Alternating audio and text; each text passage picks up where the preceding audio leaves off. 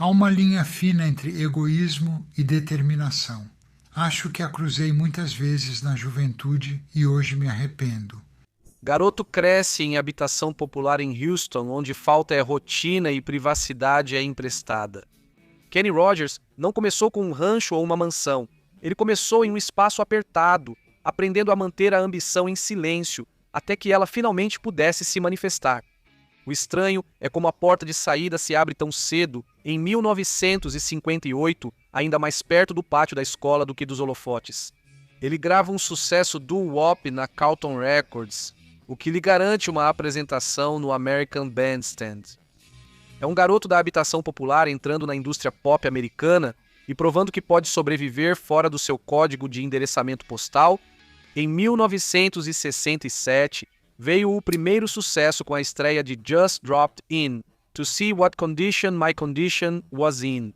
Alcança o 5º lugar nas paradas pop, mas isso pode ser uma armadilha.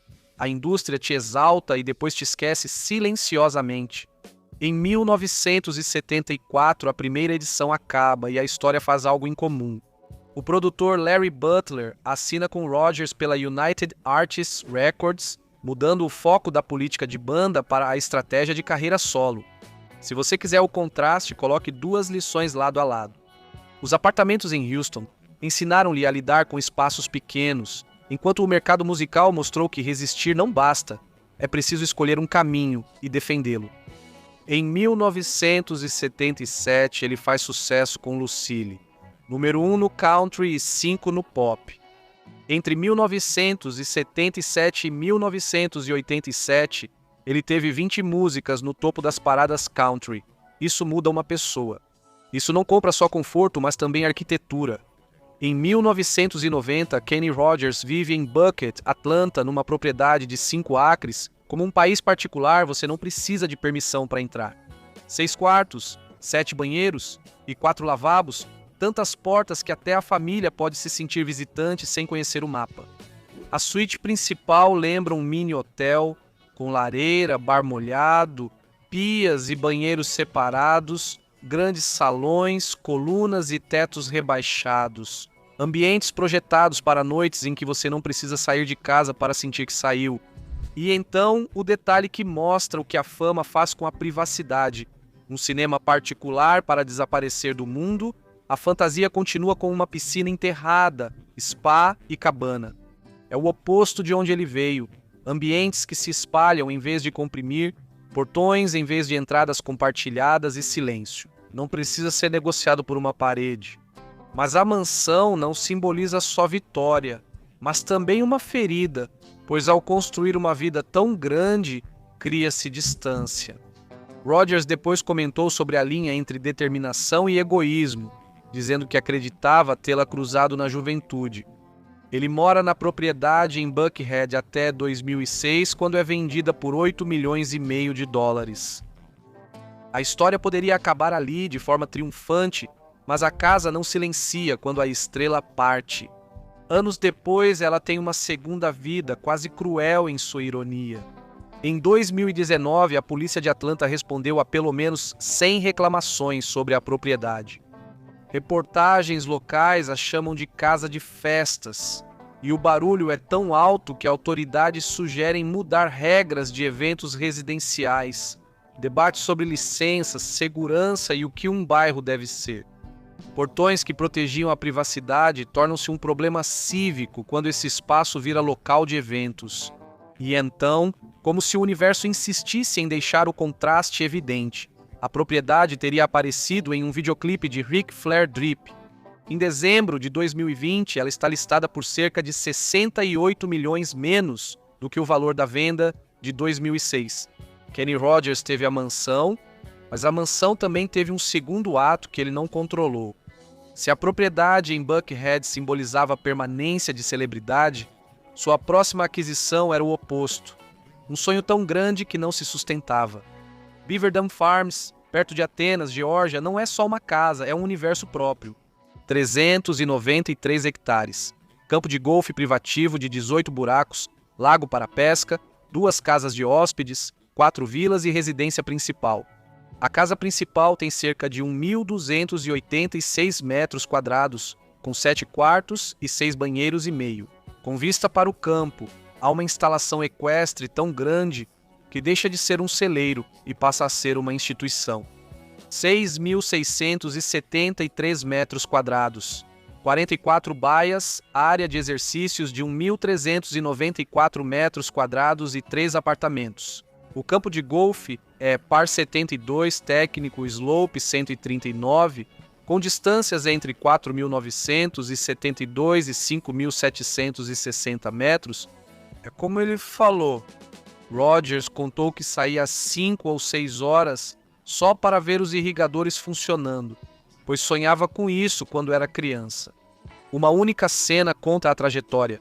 Um garoto que cresceu na escassez, parado no silêncio antes do amanhecer em uma terra que é dele, vendo a água correr sob seu comando. Como se o mundo finalmente tivesse aprendido o seu ritmo, mas o sonho tem uma sombra. Uma propriedade assim exige mais que dinheiro, requer manutenção, atenção da equipe e compromisso contínuo. Isso vira uma segunda carreira. Em certo momento, Beaver Dam deixa de ser paraíso e vira estudo de caso em relatórios de volatilidade. A propriedade foi comprada em 1983 e depois recebeu casas de hóspedes, clubes, arena equestre com 44 baias, 2 piscinas e campo de golfe de 18 buracos. Em 2011 foi noticiado que ela estava à venda por 20 milhões de dólares.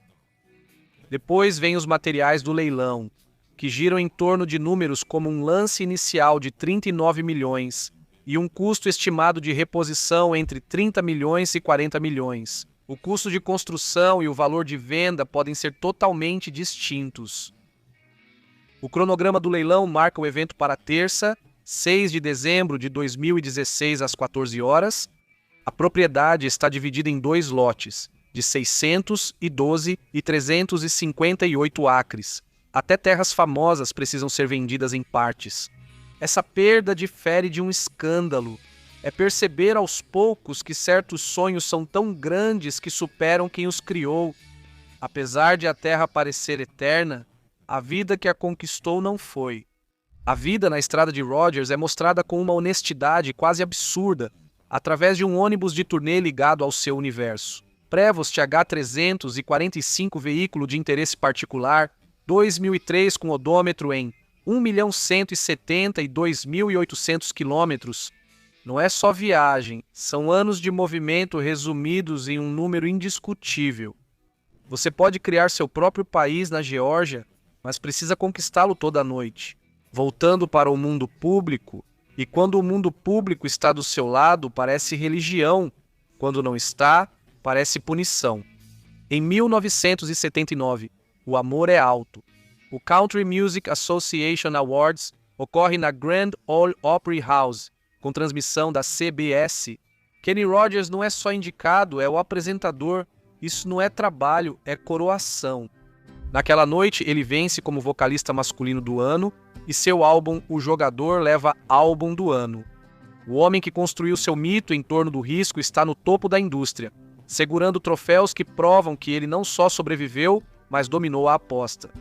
1979 é o momento em que a sala deixa de parecer uma sala e começa a parecer uma nação, assistindo a uma só voz.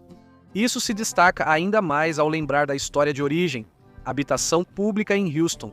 Um disco pop de 1958 o levou ao American Bandstand, seguido por uma década com 20 sucessos no country que o tornaram famoso nacionalmente. A vitória é real, assim como a pressão que ela cria, porque depois de um auge assim, o mundo não deixa você simplesmente voltar a ser uma pessoa comum. Ele quer uma marca, um produto, você em todo lugar. A música traz fama, a marca te faz inevitável. Em 1991, Kenny Rodgers não vende só músicas, mas também jantar. Kenny Rodgers Roasters inaugura sua primeira unidade em Coral Springs, Flórida, com um conceito simples. A aura saudável de uma voz querida se transforma em uma rede de frango assado que as pessoas podem saborear. Em meados da década de 1990, já são mais de 350 restaurantes. Mas o ramo de restaurantes tem sua própria versão de turnê. implacável, cara e brutalmente nada romântica por trás dos painéis do cardápio. Em 1998, a empresa pede falência pelo capítulo 11. Falência não só indica o mau momento, mas marca seu sonho com burocracia. Durante esse período, a cultura pop cristaliza a marca. Em 1996, Seinfeld exibe o episódio O Assador de Frango, focado na abertura de um Kenny Rogers Roasters em frente ao apartamento de Jerry. O nome vira piada, um momento cultural tão marcante que resiste às lojas físicas. Essa é a vitória e a ferida juntas. Uma marca poderosa o suficiente para ser parodiada em uma das maiores sitcoms do mundo, e um negócio frágil o bastante para entrar em concordata. Poucos anos depois, em 2011, o último Kenny Rogers Roasters dos Estados Unidos da América, em Ontário, Califórnia, fecha as portas. É como se as luzes estivessem se apagando. Depois disso, a vida pós-morte da marca se torna algo mais frio. Linguagem corporativa. Em 2008, há registros de negociações para vender o franqueador do Roasters por cerca de 4 milhões de dólares. Documentos da Securities and Exchange Commission relatam que Nathan's manteve direitos sobre as marcas Kenny Rogers, Roasters, em certos contextos, e itens do cardápio do Roasters foram usados em 42 lojas Nathan's Kenny Rogers, ainda mantém uma seção no cardápio de destaque. Muito tempo depois da onda cultural ter passado, isso ganha outro peso ao lembrar suas origens. Moradia popular em Houston, vida adaptada a qualquer espaço. Ele supera a escassez com sua voz. Décadas depois, seu nome virou produto licenciado circulando pelos prédios, caixas e luzes fluorescentes alheias. Enquanto o público ri, a vida privada se torna mais restrita. A fama vende não só o trabalho, mas também o rosto. Em certo momento, Kenny Rogers vira um dos rostos mais conhecidos da música americana, até que seu rosto começa a mudar. Em uma entrevista amplamente divulgada, ele fala sobre cirurgia plástica com uma franqueza rara na cultura das celebridades. Eu me arrependo. Um homem admite que gerir a própria imagem pode ser uma armadilha. A indústria que te recompensa por parecer atemporal também te pune se você se esforça demais. E não é só com comentários maldosos. É como se o público não soubesse mais o que fazer com seu rosto, embora ainda conheça suas músicas. Por trás disso, a história é mais profunda. Ele continua tentando construir uma vida onde possa controlar o ambiente. Às vezes, esse controle parece ser imóvel, outras vezes parece ser rotina. No fim da vida, o centro de gravidade muda. Em 2019, Rogers compra uma casa em Sandy Springs, descrita como uma mudança para a região de Atlanta, feita para ficar mais perto de sua equipe médica. O valor da compra foi de 1,705 milhões de $3. A casa foi construída em 2003 e transmite conforto com intenção. 6 quartos, 5 banheiros completos, além de um lavabo. Quase 560 metros quadrados, espaço suficiente para cuidadores e a logística do envelhecimento. A parte reveladora é o que eles mudam. Rogers e Wanda instalam um elevador perto de uma fonte com sebes de bucho e pedem mosaicos para a cozinha. Isso não é cultura de upgrade. É um casal transformando uma casa em um ambiente controlado, beleza e funcionalidade fundidas. Como se ainda tentasse moldar o mundo. A vitória é clara. Até sua saúde evolui confortavelmente. A ferida é apenas sugerida. O conforto em 2024 gira em torno da proximidade médica. Essa casa foi anunciada em 12 de setembro e vendida por $2.475.000, gerando bom lucro. No papel, isso ainda parece uma última arrumação das caixas. E se você quiser a versão mais humana de quem ele é por dentro de tudo isso, não está nos metros quadrados, está nos hábitos. Em uma biografia memorial, ele é lembrado por amar o Waffle House e qualquer drive-thru do McDonald's, 2 clássicos americanos que não se importam com quantos sucessos número 1 você já teve. A mesma homenagem brinca que, se a família dele tivesse um brasão, teria um controle remoto de televisão e uma casa inacabada. Mesmo após conquistar mansões e fazendas, ele mantém a inquietação de construtor, sempre achando que algo pode ser melhorado ou redesenhado. Wanda depois resume esse lado dele. Uma das grandes paixões dele pode ter sido o design de interiores e paisagismo. Ele sempre quis deixar sua marca, seja em habitação popular, 393 hectares ou mosaicos de cozinha. Não é só sobre controlar riqueza e conforto. O custo dessa motivação nem sempre é exaustão, mas pode ser dano. Rodgers reflete sobre sua própria personalidade com uma dose de honestidade. Existe uma linha tênue entre ser determinado e ser egoísta, e ele acredita que cruzou essa linha quando era mais jovem. Depois, o foco da vida dele se torna algo menor e mais urgente. Ele tem 5 filhos, entre eles os gêmeos Justin, Charles e Jordan Edward, nascidos em 6 de julho de 2004 com Wanda Miller, e a fase final da vida. Os detalhes são delicados. Ele criou o ritual dos super sábados, café no McDonald's, lava rápido e Chuck E. Cheese. Paradas comuns viraram cerimônia familiar. Wanda conta que os gêmeos deram propósito a ele após a doença e tinham 15 anos quando ele morreu em 20 de março de 2020. Esse tipo de estatística muda como você ouve o jogador, não como autoconfiante, mas como alguém tentando jogar enquanto os filhos ainda são crianças. E se existe um espetáculo que carrega tanto a lenda quanto a dor, é a despedida. Em 25 de outubro de 2017, às 19 horas, All In for the Gambler ocorre na Bridgestone Arena, em Nashville, no horário central, apresentado como a última apresentação com Dolly Parton e um elenco em homenagem a uma era.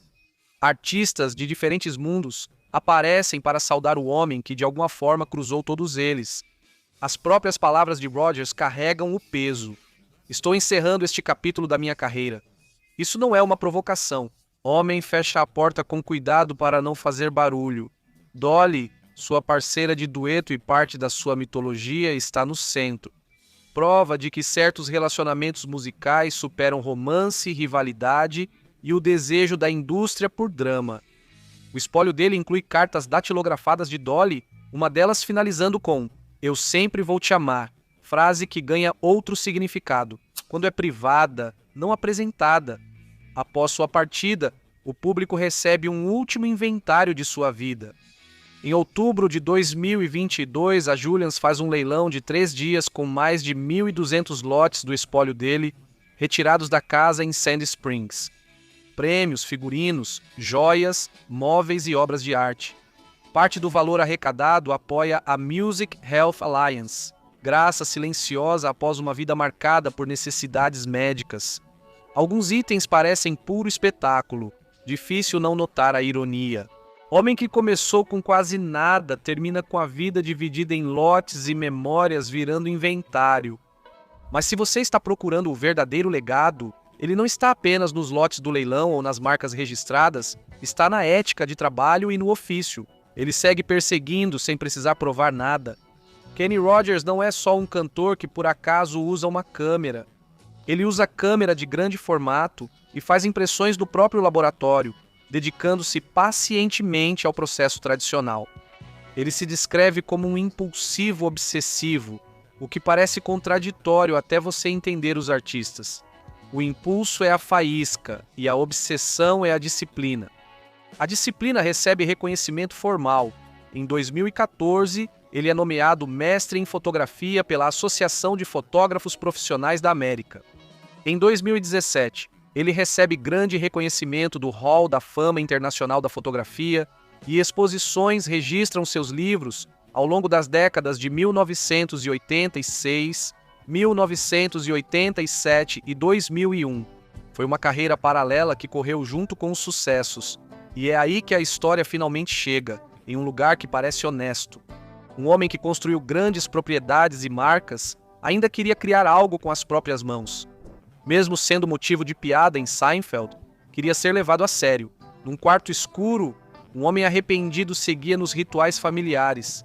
Cafés da manhã do McDonald's e lavagens de carro, o estilo de vida de Kenny Rodgers sem mais nada. As manchetes retratam quem tenta controlar o ambiente a vida toda, seja pela terra, design, rotina ou ofício. Pois o primeiro quarto nunca foi realmente dele, e no fim, o mais apostador nele não é o título da música. Ele insiste em se reinventar, ora ganhando muito, ora pagando caro, sempre atrás de uma paz que não se compra rápido.